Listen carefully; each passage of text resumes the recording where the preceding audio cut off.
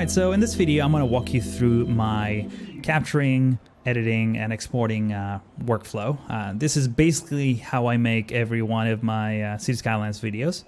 It's pretty straightforward. This is a workflow that I've been perfecting for many years. I'm actually really proud of it. Many of the things or the topics that I'm going to be covering are transferable to other pieces of software. You don't necessarily need every single app that I have. But this is just to give you an idea on what things I do and how I set up on my game in specifically Cities Skylines to make really smooth graphics for the most part. But honestly, the skills are basically transferable to any other video editing suite or recording suite or even other games. This is how I get the most beautiful graphics that I can, and package them in a nicely formatted video. That's sort of what I'm aiming for here. So the app that I use for recording, it's Bandicam. I used to use DxStory a while back. The main reason why I don't use DxStory anymore is because it doesn't play well with Cities Skylines for some reason. It just doesn't hook to the game very efficiently, though it was actually causing some graphic glitches in the game. This was back in 2015. It's 2018 now, so I don't know, maybe it's fixed now. But honestly, I bought Bandicam and I've never looked back. The main reason why I'm using Bandicam, or I was using DxStory before, and not an app like OBS, which is what I'm using right now to record this video. This is an exception to the rule. The main reason is because Bandicam allows you to use third-party codecs. In this case, I'm using the MagicYUV codec, which is, let me actually show it to you real quick. So this is Bandicam. It costs 40 bucks. Definitely worth it. But if you're getting started, if you never published a video or anything like that, I would stick to OBS. Just give me a second. I'll get to the technical aspect of it, and you can get quite a bit out of OBS too. But Bandicam, for the highest video quality, I would recommend this. It's MagicYUV. It's the codec that I'm using. By the way, in order to enable the codec, you have to set it to AVI. These are the containers. If you set it to MP4, you only have H.264 options, as well as MPEG-4 and HEVC. These will vary depending on your graphics cards. But in this case, since we're going to be using MagicYUV, I just want to set it back to AVI and switch it to external codec. And then if you click this three dots, you can just browse your entire computer for the codecs that you have installed. And obviously I want uncompressed audio. Basically, MagicYUV is a lossless codec. There's a lot of technical information that I don't know much about. All I know is that if you want to record lossless at 4K, this will create huge files. Don't get me wrong, you're gonna need an SSD even to be able to write all this content, but it's great. The quality is just top notch. I'm sure you've noticed that my videos tend to be a bit more crispier and contrasty than all the other ones that are on YouTube in general for game capture, not just Cities Skylines, just in general. This is my secret weapon. It has a free version, which is the old version. It still works fine. I used this for a while. If you know what these mean and you really need them, well, you can spend a few more bucks and get it. I would suggest start with a free version. You can try this out, and I would recommend that if you're gonna go this route, I would just do a test run before. Like, don't go straight up record an episode. Like, leave your computer running for, like, I don't know, 10 minutes or 20 minutes using this codec, for example. And that way you're going to gauge how big the files are going to be based on the screen resolution that you have. You don't necessarily have to record in 4K. You can record 1080p too. And even that will look like amazing. Just do some testing before you actually go recording, because you may do a whole bunch of commentary and things, and then you're going to realize that for whatever reason the video is corrupt, or you run out of space, or there's so many things that can go wrong. Okay, another thing that you may notice here is that I limit my FPS to 10. So usually, I mean, if we spin around here a little bit, you're going to see that not all, most of my Cities Skylines projects don't have the highest frame rates. If you've ever seen one of my live streams, you probably know that the game basically feels and behaves like this pretty much the whole time. Obviously, if I'm looking away from the city, frame rate improves quite significantly. And by significantly, I mean 25 frames per second. But the point is, I want to, since this is my limit, this is as much as the game can push. And it doesn't matter if I change the resolution of the game, even if it's 1080p or 4K or even 5K, which is what I'm recording right now, I think. Using dynamic resolution, that is. Doesn't matter. It won't be improved by that. It's just the way the game works is not really optimized for this amount of content here. And I even have a brand new GPU. I have a 1080 Ti right now, so even that doesn't help. It basically behaves the same way as it did on my 980 Ti. Point is, since I know this is the maximum the game can handle, I just limit all of my footage capturing to 10 frames per second, which means that I actually end up saving a little bit in terms of space. If I was capturing 60 frames per second with this 4K uncompressed codec, it will be insane. I would have huge files. Sometimes I do actually record that way whenever I'm starting on new projects and things like that. But for the most part, since I know that I'm going to be recording time lapses, which are sped up anyways, I just set it to 10 frames per second. Usually what I do is, first thing is I bring the slider down to 20%. This is a mod called Speed Slider. Basically, it reduces the simulation of the game, in this case to 20%. And the reason why I do that is because now all the movements, all the camera movements are, as choppy as this looks, they're all eased. They are a bit more gentle. So if I start recording this as it is right now, I can just click record here. I obviously have shortcuts for all this, but now we're capturing footage at 10 frames per second, even though sometimes it shows that it's a bit higher than that. But point is, the file that's being created is 10 frames per second. So I can zoom in and rotate. Well, let's say 16 seconds is okay. So that just created a file that I can show you right now. I want to bring it back on the screen. So this is what we just recorded. Let me pause this so it doesn't get too distracting. There we go. So you can see it's pretty choppy. If I bring the properties of this file, you can see that is indeed, well, in this case it's at 2560 because I have it in window mode for the purposes of this video, but it is indeed a 10 frames per second file. This is, let's see, a 17-second file is basically half a gig, and I'm recording to a 1 terabyte SSD. Basically, I have two SSDs that where I record all of my footage. These two, I can keep like 1.5 projects active at any given time. You're not going to be able to do this on a regular hard drive, at least not with this codec.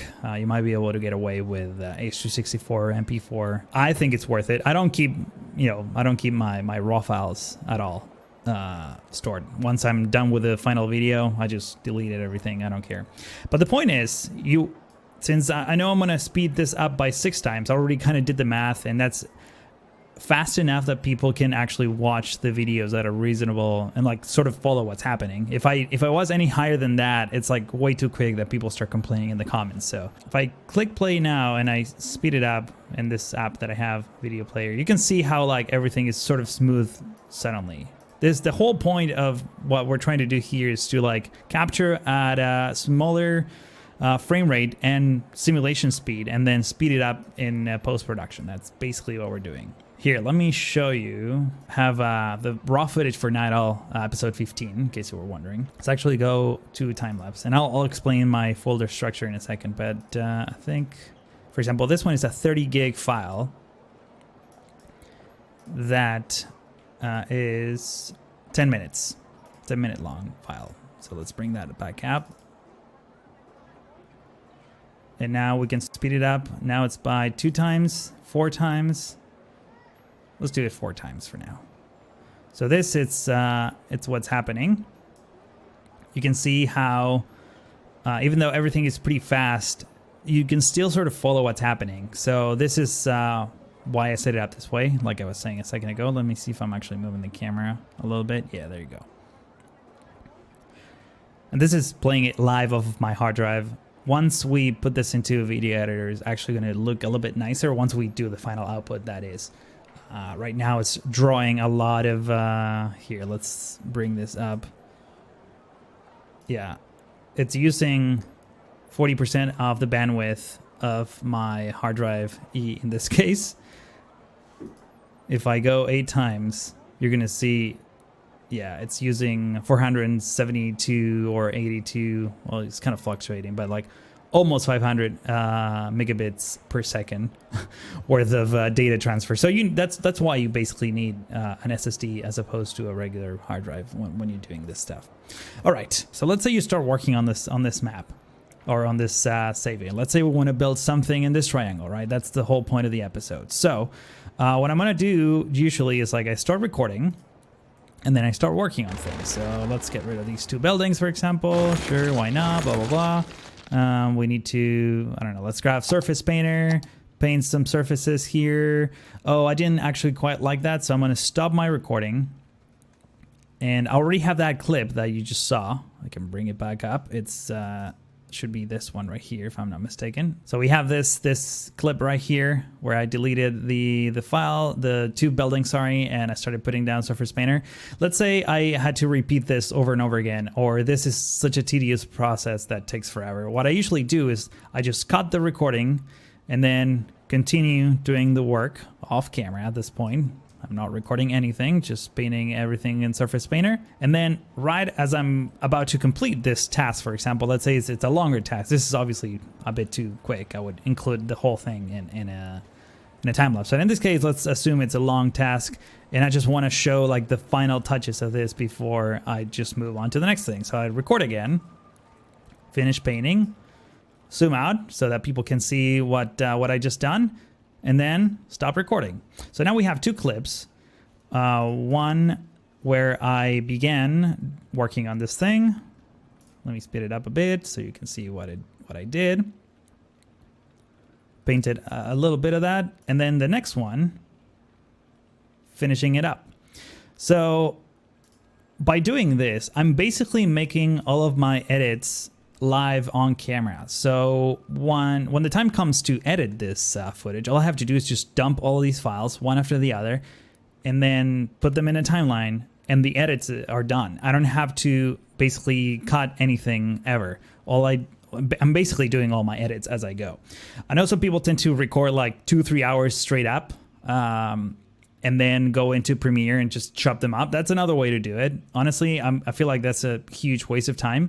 I'd rather spend a few seconds like trying to keep in mind that what I'm doing right now, it's being recorded. So I do only what I think people should see and then do the rest of the work off camera and then start recording again whenever I'm ready to move on to the next thing or to show the final stages of a build. That way, all I have to do is just click and drag files. You're going to see that in a second once we jump into Premiere. But it's, like I said, pretty straightforward. Nothing too crazy going on here.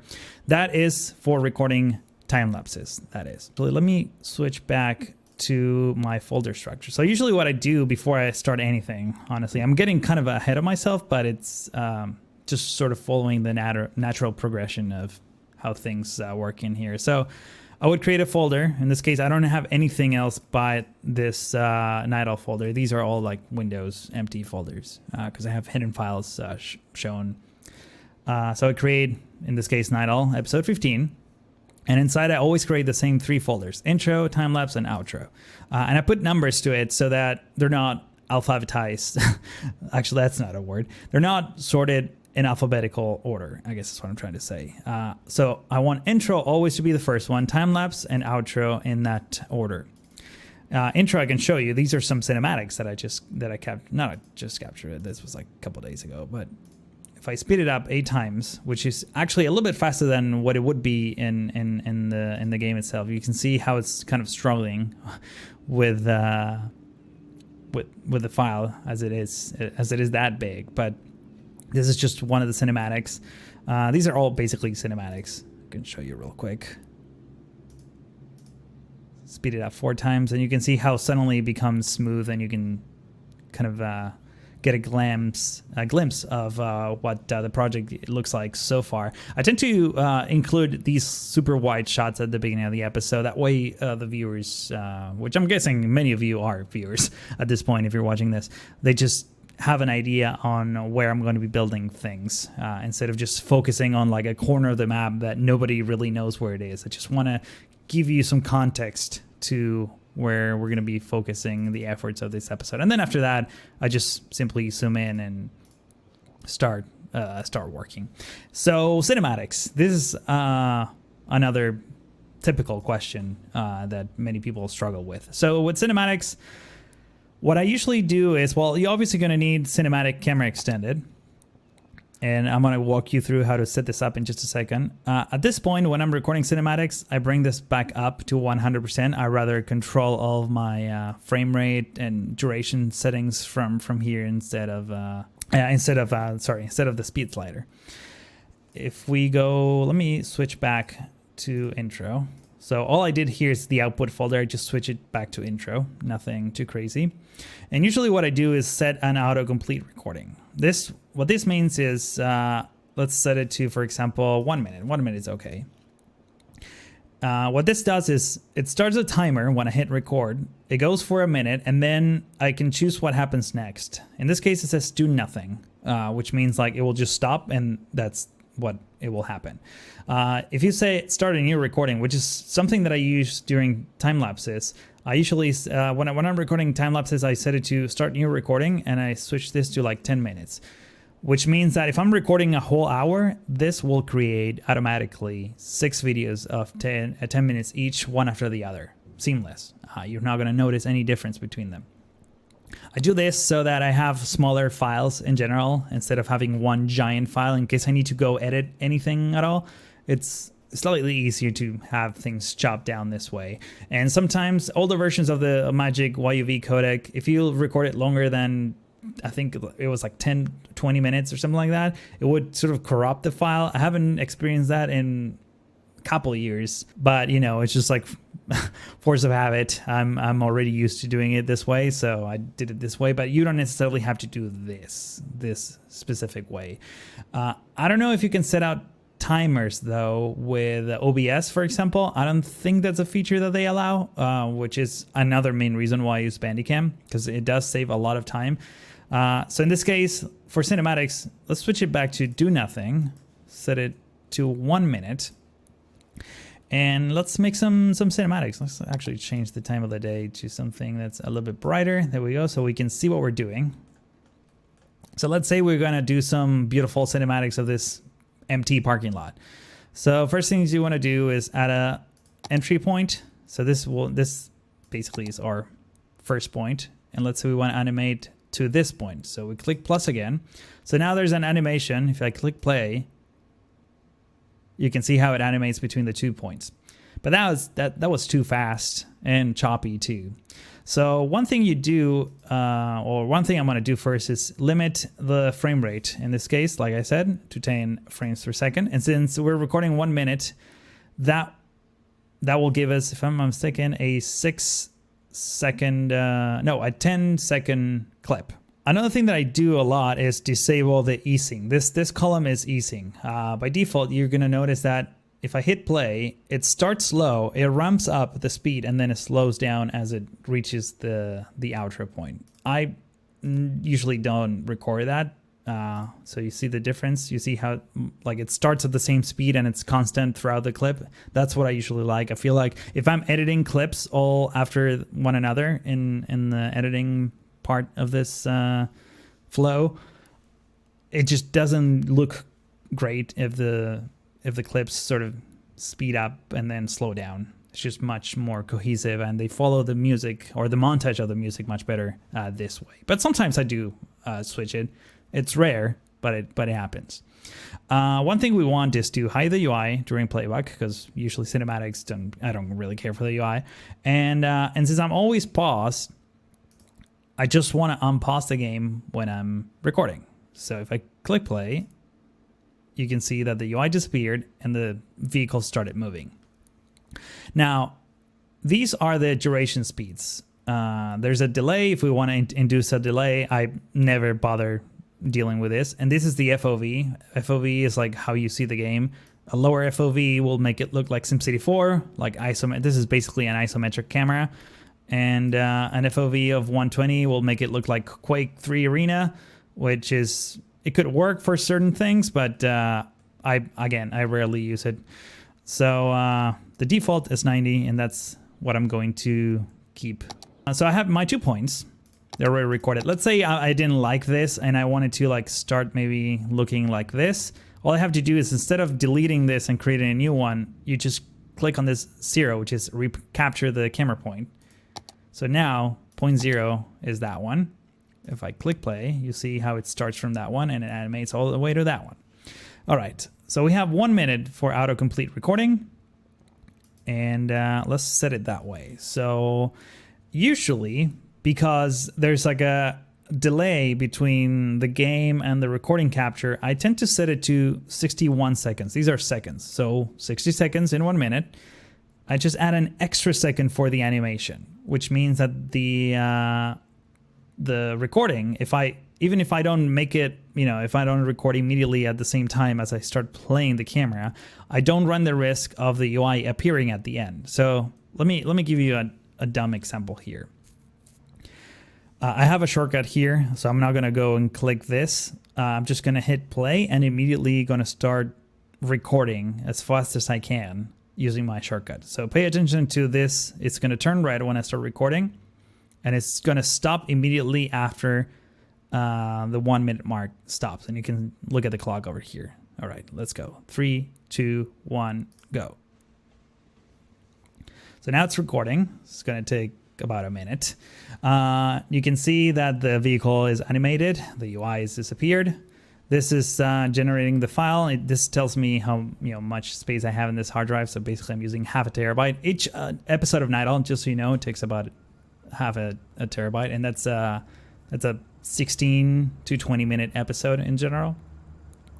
So the clip just finished capturing, as you saw a second ago. We're gonna go click this. And this is what it comes down to. You're going to see that at the very end, since we set it to 59 seconds, the UI, I'm making it look bad on purpose, by the way, just as an example for this video. You're going to see that the last frame of this video is literally the UI appearing, and we don't want that. We want a seamless transition. So that's why I set it to 61 seconds instead of that. In this case, let's just shorten it to 31. Just so that it's easier. And we're going to switch this to, instead of 1 minute, we're going to set it to 30 seconds. So I gave an extra second here. See what happens if I click and record at the same time. You're going to notice that at the end of this clip, we're going to end up with a perfect cinematic that doesn't have any sort of UI. That means that this clip can be dumped straight into our timeline, and when we're editing, the video, and we don't have to make any cuts of any kind. It just works.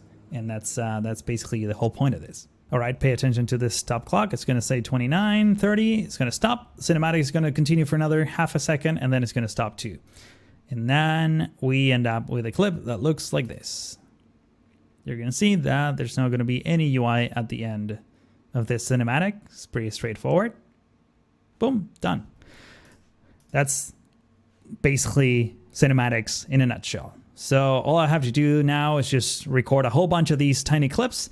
I try to, by the way, quick tip, I try to make them just basically point 1 and point 2. I usually keep them like very close to one another. I don't want massive changes, especially if I'm only going to be recording a 10-second final cinematic. Because let's say I do this, and then I go like to this spark right here and do that, right? So I can certainly do this. In fact, let's actually record this. But you're going to see whether, it already kind of looks pretty fast, but whenever you're recording these clips, just think that you're actually going to have to speed these up even more, which it can get too distracting. The whole point of cinematics, in my opinion, is to see all the details of the things that you made. Just want to focus on a thing and try to like slowly pan so that people can actually appreciate all the work that you put into any one of the projects in your city. So if you do a thing like this, what's going to happen is you're going to end up with a clip that looks like this. I mean, this is like unwatchable. It goes way too fast. Maybe you can use this once in your video, but definitely you want to slow things down so that people can appreciate all the little nooks and crannies in your city and all the work that you put in. All right, at this point, we're pretty much done with our capture. So as you can see, we have all the cinematics and all the time lapses. By the way, another quick tip, if you have all these clips selected like so, you can right click on all your AVI files. And since we know that we're capturing at 10 frames per second, we can go into the details tab. It's going to combine all these files and tell us the length. In this case, it's 1 hour, 20 minutes, and 47 seconds. But since we're going to be speeding this up 6 times, so an hour and a half, it's basically an hour and 5 minutes. In this case, 15 minutes. So I know that my episode is going to be roughly 15 minutes plus however long the cinematics are. One thing I forgot to mention is the before and after. This is like one of the most requested features in or at least the most celebrated features in my videos. The way you do that is actually pretty straightforward. So let me go back to point 1 and let's create another short point 2, or in this case, point 0 and point 1. Let's make sure that that animates properly. Great. So let's say you capture this footage of this empty parking lot like this. What you want to do is save this. I have a whole bunch already saved, but let's do tutorial, hit save. So now this path was saved the way it was. So I can record this clip. Let's actually do a really quick one, 11 seconds, because why not? Which in this case will be 10 seconds, remember, an extra second always. And all right, so we have a 10-second clip of that. Let's see, am I missing something here? Yeah, so let's assume this is the after, right? It doesn't matter which one you record first. So if we hit play and record at the same time, obviously you want to stay away from move it. In this case, it doesn't matter. I just selected that thing, but ideally you wouldn't have a selection like this in your cinematics. Let me actually hide move it. Actually, I need move it because of this. So let's delete a few of these rows now. Great. So those are gone. Let's now actually unselect move it. And then while we're at it, why not just remove surface painter a bit too? So imagine that this is the before section of your video, like before you actually built this parking lot. So now we're going to capture the same without changing it. We're going to capture the same thing. And the reason why I saved it, by the way, is because if you want to load it on another save game or an older save game even, you can bring all these coordinates and the points and everything else using this feature. But in this case, since we're doing everything live, usually the last couple episodes, one thing I've been doing is straight up delete what I did. That way I don't have to reload the save game. Just make sure that the camera points at the area that you actually worked on, because otherwise you wouldn't be crossfading anything. So if we do this now, there we go, great. So now we end up with 2 clips. I think they're at the end here, right? No. Intro? Yes, they're in the intro. So we end up with this clip. And we end up with this other clip. And we're going to take a look at these 2 in the editing software, which is actually what's coming up next. At this point, you can also close Bandicam. One last thing that I forgot to mention is when you're recording cinematics, I usually turn show mouse cursor off. That way it doesn't show up, because I usually am doing things on my second monitor while I'm doing that, and there's like a bug where if my mouse goes out of the game and this feature is turned on, it like appears on the screen. You may have seen that on rare occasions in my videos. Sometimes I forget to uncheck it. When you're in recording time lapses, you definitely want this feature on, because you want people to see your mouse cursor. All right, we need to force quit the game, because that's the only way to actually close Cities Skylines these days. All right, jumping into Premiere. This is what a regular episode of Night Owl looks like, or most of my videos actually look this way.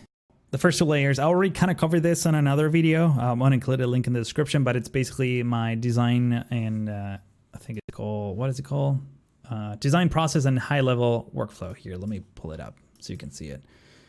So I have 3 layers. One of them is inactive. This, if I enable this, you can see I have some graphics. For example, the merch store. Let me hide everything below. I sometimes swap them depending on what I wanted to show on camera or not. I think this is just like a filter, probably. Yeah. Yeah, I don't know what that one is, but this one should be just a little call out about footage that I used on, 5 episodes ago or so. I have combinations of my upper thirds and lower thirds and things like that. Right here at the end, we have the just the outro card and everything else. Again, all of this was covered in a different video. Go watch that if you really want to. But what we're going to be focusing on this one is how I actually structure my files. So I have all these folders here. I have my music, pretty straightforward. These are all the songs that I sort of loop on every other episode. Try to always use a different one. That way it's not too repetitive. I've gotten comments from people like when I started my channel like 5 years ago that, hey, like you should change the music. So all I did is like looped a song multiple times. Like you can see these are all like 1 hour long songs in a WAV file. Just put it there, and on every episode I put a different one. These are all like the jazzy songs that I use on basically on every one of my videos. But at least having 6 or 7 of them will give you enough variety that people don't get bored too easily. But I should actually probably update a few of these, or at least add a few more to the library. In this case, I guess the last one I was using was And It's So Part 1. So I guess I'll just hold Alt and then drag it over here. And now suddenly I have It Ain't So Part 2. You can actually hear it, I guess. I don't know if OBS is capturing this. It is now. There we go. Okay, stop that. So the first thing that I have is the foo folder, foo for footage, basically. And this is what I usually clean up after before every project. So in this case, I'm just going to delete everything from Nighthawk 15 because this was already edited and rendered and published and everything else. So I will start with a canvas that looks something like this. This one should be turned on. This one should be turned off. This is like my help. Like all my helpers are kind of there. Let's see. All right. So we have the outro music. We have the intro music that I can actually probably show you as well.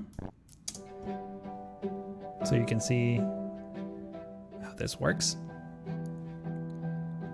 And this should fade with the footage that right now it's not there. So the first thing that we're going to do is actually import all my footage. So if I do Control I for import, I can just go here and grab the Nighthawk folder, just straight up import it. All right, so I have Nighthawk 15 here.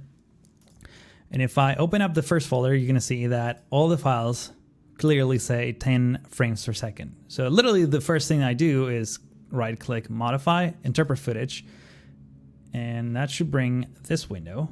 Let's make it a little bit smaller. There we go. We're gonna interpret this footage to 60 frames per second. This is virtually all it's doing is speeding it up as 6 times. And now this is suddenly as far as Premiere knows, this is a 60 frames per second clip.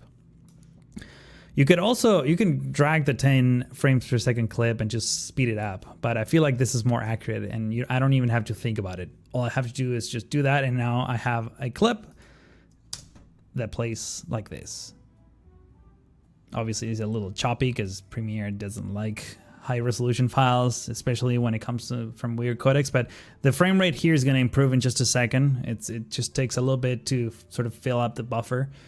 Actually, I can show you, like if you drag a couple of these clips, you see it starts okay, then it goes really bad for a while. I think it's like pulling 5 frames, and then it goes to like a reasonable 15 frames per second, which I can use to record my commentary. We'll get to that in just a second. But this sort of looks like this. Now it's going to seamless switch or cut into the next clip, as you can see there. So basically, all my edits are basically done at this point.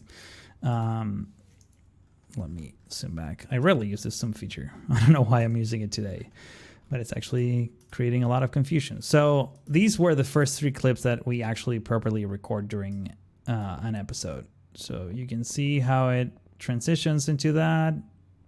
The title of the episode appears. I can change this from essential graphics if I want to. Basically, let's say episode 16. Something secret, we don't know. Oh, it will automatically update that there. Then it will cut to this clip, cut to this other clip. Let's say I wanted this clip first. All I have to do is just drag it. And I have all these like markers so that all these clips basically snap perfectly too. This marker basically tells me that the transition with the video happens there. You can see the moment where this actually happens. That way, again, I don't have to think. The less I have to think, the more I can think on important things. These repeated tasks, I like automating them as much as possible, in case you didn't know. So then, time lapse. We're gonna drag the time lapse straight up as it comes. You can see how it transitions from that to that. Usually that's a little bit rough, so that's when let me undo the time-lapse dragging. I usually cut the last cinematic just a little bit, then drag the time-lapse. And then I have a little folder here with favorites. These are all the transitions that I usually use the most. So in this case, I'm just gonna grab the wipe. And I usually do like an angle wipe, like so. And this should transition at an angle into the time-lapse. Just like so. Actually, wait, I forgot to do something important. Let me undo this twice. I forgot that I need to set all the time-lapse clips to also 60 frames per second. Usually, I mean, I'm walking through everything right now, but usually I just go on every one of these folders and do this the first time. And then I minimize them because they do take quite a bit of space on the monitor. Intro, I'm done. So let's grab the cinematic folder straight up. I think I can just do this. And I'm good, right? Should be good. Let's grab that diagonally. And this should play back sped up. Yep, there we go. Perfect. So again, it's going to be a little bit choppy at first, but in a couple seconds, it's going to start coming back to its original, or to at least a reasonable speed that I can record commentary over. All right, let me stop this. So at this point, we have the cinematics, right? So I created a whole bunch of cinematics from the previous, well, I guess I have a whole bunch of cinematics from the previous clip. Let me first walk you through what I do with the before and after, because that's probably like the most tricky. I think it's this last two, right? Or did I not? Oh no, it's this too. I have them in the intro folder because it doesn't matter. All right, so I'm gonna drop this here. This one is the before. Look at the resolution doesn't match. You should know why this doesn't match by now. This was recorded at 2460 by 1440. If you were recording at the same resolution as your time lapse and everything, your timeline and everything else, you shouldn't have this problem. But right now we have two clips that are basically the same. I can actually turn one of them on and off, and you can see this one, it looks like it started a frame later, so I can kind of correct for that. Let's see, is this right now? Kind of, maybe needs an extra frame. That was too much. What about this? Yeah, that's more like it. What about an extra frame? That's perfect. All right, so that's what I'm looking for. So now that these two clips match, that's the only thing that you actually kind of have to manually do. Sometimes it just comes perfectly out of the box, but sometimes it needs a little nudging. And the game speed fluctuates a lot, so even as you're playing this back, there might be issues. But in this case, all I have to do is add a crop filter, and I usually crop it, I don't know, from the right or from the left, depending on where things go. And when you play back, you can see things. I mean, that one was obviously way too fast, but you get the idea. You can see how one is being revealed. I guess it will be better if I do from the left, maybe? Yeah, so you can see the before on the left and the after on the other side. It's, as you can see, the game fluctuates the speed, so it's not perfect, but it's close enough. You can perfect it a bit more if you put a bit more time into it. I usually also do an edge feather just to like make it blend in a bit better. And in some cases, I would straight up just do this. Create a keyframe, in this case 100%, and then go to like almost the end, but not quite to the end. Get another keyframe and do 0. That means that as the whole clip plays, it reveals the video. Pretty cool, huh? There's so many things you can do with this. I was using it, I first used this technique back in Cedar Valley when I just grabbed like one of the older save games, like episode, I don't know, 5 or something like that, and then overlaid it with episode 40. And just seeing like a massive expansion just in one clip, it was actually pretty cool. So yeah. All right, so just like I had that marker on the intro for things to snap to, I also have markers on this audio clip. So this is the Night Owl theme music. And you can see that these markers actually match the beats of the song, which means that whenever I need to add my outro cinematics, all I have to do is just put them in place and then adjust the length to the desired duration. In this case, just want them to snap to the different beats. Again, it takes 2 seconds and I already have like a pretty polished edit. So if I play that back, it's gonna take a few seconds for it to buffer. I think I used the same clip twice, also doesn't help. Oh, because this is the before and after. There you go, now it's playing back at a reasonable frame rate. And you can see how things like transition properly. So at that point, I would just come up with the rest, and that's pretty much it for this at least for this edit flow.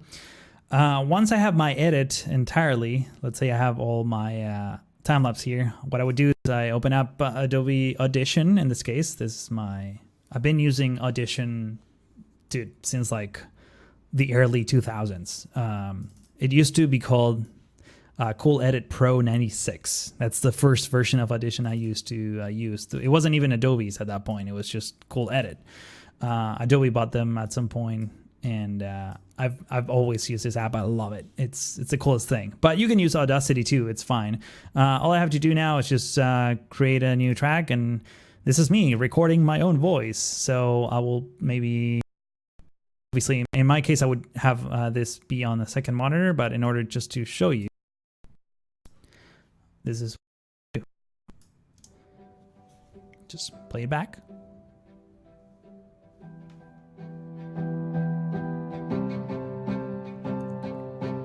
Welcome back to another episode of Night Owl, and I go on my random rants.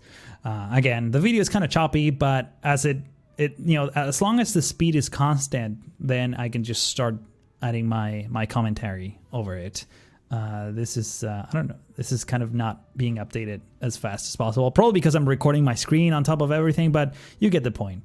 Yeah, you see now it's like reasonable. It's not like the best resolution in terms of frame rate, but it's fast enough that I can actually talk over it and say, oh, this hospital that we did here, or this other building, so and so, and we're going to delete this whole thing and build a military base. And obviously that's never going to happen. But yeah, that's it. So stop this, stop that, and let's see. Obviously I recorded the music too, but welcome back to another episode of Night Owl, and I go on my, there we go. So once I have that, all I have to do is just clean this up a bit. Let's delete the intro part. In fact, let's delete this too. And I just save it to my desktop. Night Owl 15 test. And as everything else that I have markers for these things. So if I go into desktop, grab this test WAV file, I could just simply put it here. Imagine this is a much longer audio track. I wish that I had the original one, but that's kind of like the first thing I delete because it's on my desktop and it bothers me. I have a pretty clean desktop for the most part. So I try to like have it align right after there's like a fade out. You can see how, well, I actually have this marker here. This marker tells me where the fade out is. Usually just leave it a second later or something like that. Welcome back to another episode of Night Owl, and I go on my random rants. You see, that's pretty much it. I mean, there's really not that much going on other than that. Like again, it took me a while to put this whole process together, but it has paid off significantly. I can turn around. It used to take like a day to edit videos back then, like when I started my channel. In fact, I think I started editing videos on After Effects, which is insane. But this way I can just like only focus on building, which is what I actually really enjoy. And then the part that I'm not so thrilled about, which is editing, I don't have to think about it anymore. That's it. Okay, finally, we need to export this. So we're capturing everything, like I was saying, in uncompressed using an AVI container, using the MagicYUV codec. But YouTube doesn't like that codec, or I mean, YouTube can ingest whatever you upload. I don't know if it will actually. I don't know if it will actually accept MagicYUV. I'm guessing no, but definitely upload. You definitely need to upload H.264 to YouTube, which is the native codec. And these are my settings. But by default, you're probably gonna go, oh, H.264, or if you have like a nice NVIDIA card, you're gonna switch to H.264 and just use the NVEC or whatever the accelerated one is. Yeah, I don't use that at all. I don't use any of these actually. HEVC I think is the other one. Whatever, it doesn't matter. Point is, I use this one that was recommended by Biskelhausen. It's called Voukoder. It's free. It's an encoder. It's an encoder plugin for Premiere. And these are my settings. I have it obviously set to a 4K, which is the resolution, 60 frames per second. And these are all my presets. I think, yeah, I basically saved this as a preset. Audio is at 48 kilohertz. And my bitrate is at 85 kilobit, which is, I think the maximum for 60 frames 4K YouTube ingest is like, I think like 65 megabits. I went a little bit higher because I want to keep this as my archives. I want as much quality as I can without having giant files. I mean, don't get me wrong, my actual output files are here. Let me show you. Like if these are all my outputs throughout the years. For example, Nidal. This is all Nidal archives. You can see the smallest one is 8 gigs, and this was what? It was probably a 14-minute video. The rest are all like 10 gigs, 9 gigs. These are all my archives. I keep them locally on an NAS, and then I automatically get uploaded to an Amazon S3 bucket. But obviously this, costs money to keep in the cloud. So I try to keep a high quality version of these things in my computer, but without going too crazy. And obviously you don't keep any one of the raw files are all deleted once I'm actually finished with the project. But yeah, these are all my settings. Voukoder, you can get it from here, install it, and then you can, it basically adds hardware acceleration. Oh yeah, I didn't explain why I'm using this.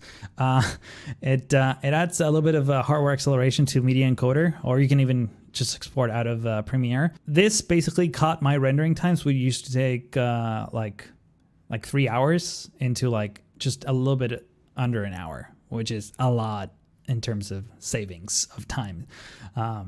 So highly recommend you get Voukoder. Again, it's free. I'm actually supporting the creator on Patreon because I feel like he deserves it.